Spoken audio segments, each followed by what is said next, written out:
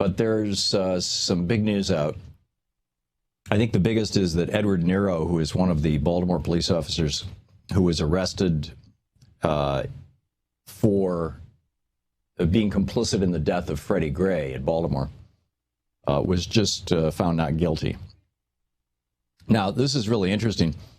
Freddie Gray, of course, is African-American, as was the judge, Barry Williams. This was not a jury trial. This was before a judge. He was being charged, Edward Nero, the cop, the police officer, was charged with second-degree assault, reckless endangerment, and misconduct in office. He was one of the three, out of these 6 officers, he was one of the 3 who was on bicycle patrol, and when Freddie Gray saw them, he went running off, and they went chasing him, thinking that his running was an admission of guilt. They claimed that they found an illegal knife. It turned out it was a pocket knife that was perfectly legal. We can all carry them. But, and they put him in the van. They apparently injured him because the videos show him being basically unable to walk to the van. He was dragged into the van and then was not put in a seatbelt and was given a rough ride, which broke his spine and killed him. Defense attorneys said that that Officer Nero was not trained to put the seatbelt on detainees. This was contradicted by the policy of the Baltimore Police Department, which requires officers to strap in detainees. This is the second case. There's 6 officers who are being charged in this. This is the second case. The first one was Officer William Porter, and his case ended in a hung jury. So we'll see where this goes, and would be pleased to get your thoughts on this. The second story that I find fascinating, and it's almost like the subtext to it is the fascinating stuff. Back in 1986, actually it goes way back before that. The late Thurgood Marshall had said that if we don't do away with peremptory strikes to jurors for anything other than obvious conflicts of interest, then you're going to end up with juries that are biased and, in all probability, racially biased. Thurgood Marshall, I believe he was the first African-American member of the U.S. Supreme Court.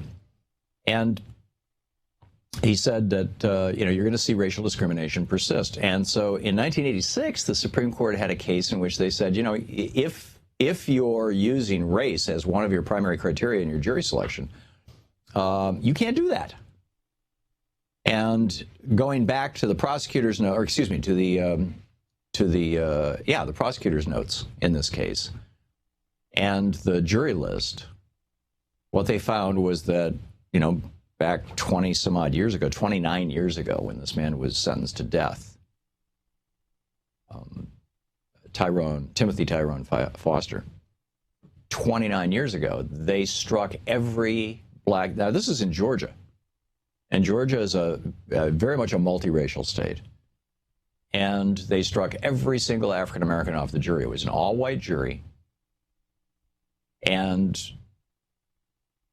the woman that Foster was alleged to have killed was white, and he is black.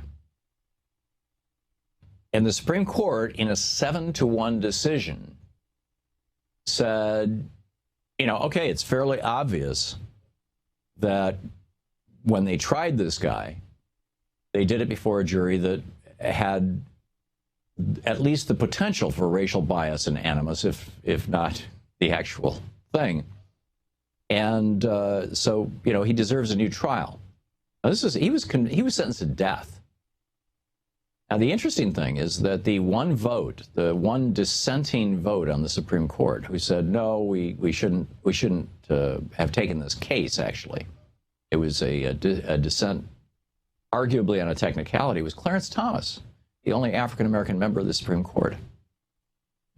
And he was basically making the case that the lower courts, which upheld the conviction, that it should have stood, and that Timothy Tyrone Foster should be put to death, and because this just isn't a case that is in the purview of the Supreme Court. Now, I mean, this just came out in the last half hour or hour, And I don't have all the details on this. They will be coming in as we continue through the program. To watch more clips from our programs, hit the Watch More Videos button over here.